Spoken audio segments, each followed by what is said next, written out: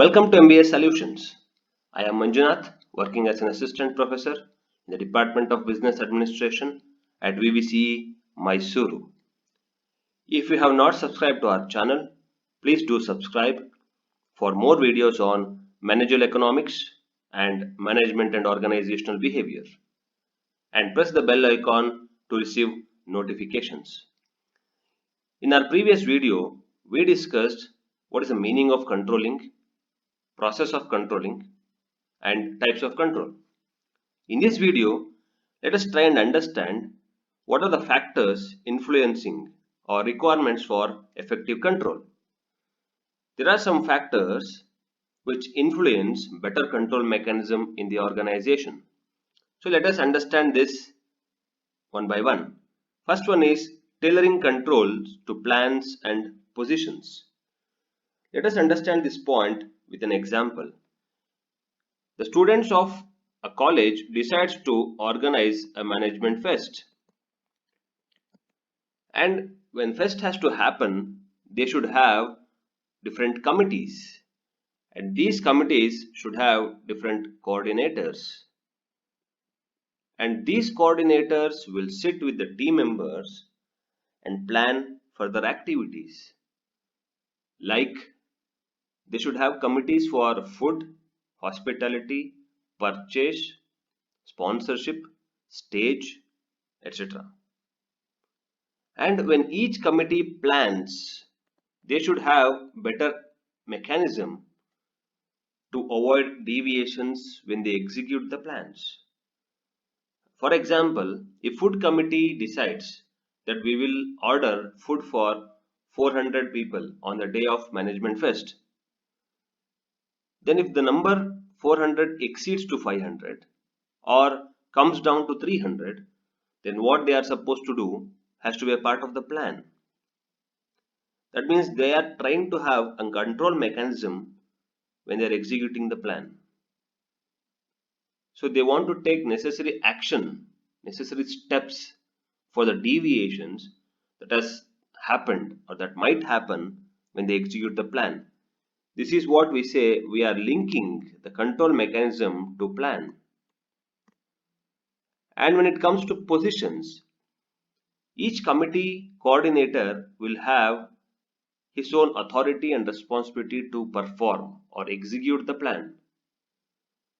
And we have to give him some set of authority to take necessary actions whenever there is a deviation. So we link control mechanism to the positions of those individuals in the organization. The same holds good for the next point also. We have to link control to individual managers. Individual managers will perform with their own teams in a different way. For example, if food committee in the management fest performs in a different way, the sponsorship committee performs in a different way because their jobs are different.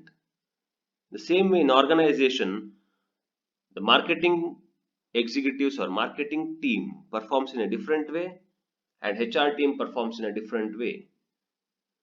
Now the marketing manager and the HR manager should be given some responsibility, authority, so that they control the deviations in their own departments. So this is what tailoring control to individual managers. Size of the organization depicts what kind of control mechanism the organizations may have. For example, if the organization having 1 lakh employees, then the control mechanism is different. If the organization has only 20 employees, then the control mechanism is different. If there are 1 lakh employees, the management has to have different mechanism to control this big number of 1 lakh employees. If the organization has only 20 employees, then they don't need to have a different mechanism for employees because it becomes very easy to control the activities of 20 employees. So size of the organization also determines the effective control. Now One's position in the organizational hierarchy. What is the position of a manager in the organization? If the position is strong, then he can control the activities of the employees. If the designation has given him more authority, more power, then he can have a control over the activities of the employees. For example, if a manager comes and tells to an employee, then the employee might listen to him. But if a supervisor says, that employee might not listen to him. So, manager will have more authority in the organizational hierarchy compared to the top supervisor. So, people might listen to managers but not the supervisors. Degree of centralization and decentralization also impacts the effective control. If the organizational authority, responsibility, and control mechanism will be held with only few individuals on the top management, if they are the one who has to control all the activities of the organization, then it becomes difficult. If the authority has been transferred to the middle level and lower level managers to have a control mechanism on their own departments, then controlling becomes easy. For example, if the organization has 1 lakh employees and only 15 members of the management have to have control over the activities of all the 1 lakh employees in the organization is very difficult. But if the power and authority of controlling has been transferred to different levels of the managers, to different departments, that is called decentralization. When that happens, then only top management should not control all the activities because all the other managers, supervisors will be controlling the activities in their own departments. So it becomes easy. Organizational culture also plays a major role in effective control.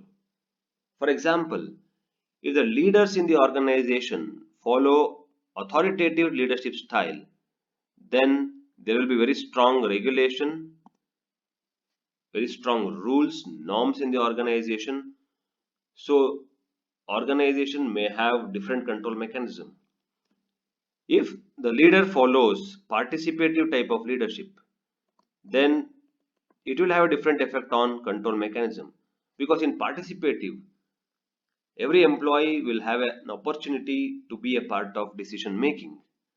Then he takes authority and responsibility for his actions and activities in the organization. But in authoritative, leader has to take decision for each and every step, each and every action of the employees in the organization. Importance of the activity will also impact the control mechanism. If the organization or if the employees feel this activity is important, then we don't need a better control mechanism because they control their own activities since they feel it is important. For example, if students feel soft skill classes are important, then we don't have to put lot of restrictions on their activities in soft skills. They will learn, they will attend, and they'll work on their own. If they don't feel it is important, then we have to make a strong control mechanism to make them learn. So, this example will tell the soft skills example where students need to see that it is important to us. Then we don't need a strong control mechanism on their activities. And flexibility in the organization also is important because the autonomy given or freedom given to the employees plays a major role in having better control. If the freedom is given, then employees are accountable and responsible for the job that they are doing.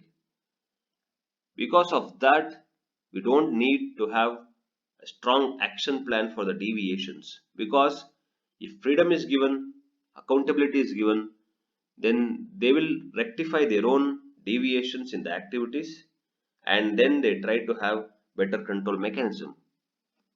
So these are the factors which influence effective control. In our next video, we'll try and understand the importance of controlling. Thank you for watching the video.